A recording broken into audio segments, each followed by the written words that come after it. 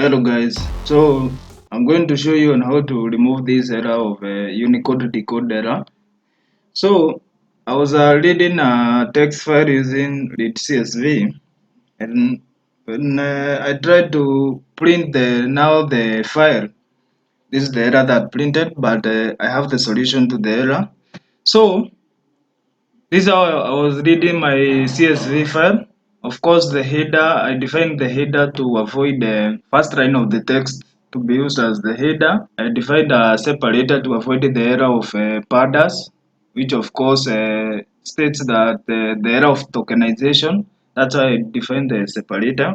The next thing, to avoid the Python error of the warning, that's why I defined the engine as Python. So now when I was reading the file, this is the error that was printed. So I have the curiosity on how to remove the error, but definitely you are supposed to define the encoding attributes that it's going to solve this error. So encoding is equals to Unicode, because it's a Unicode decode error.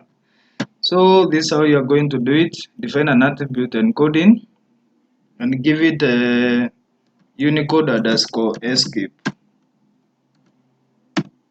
So let's see after running this whether the error will be removed.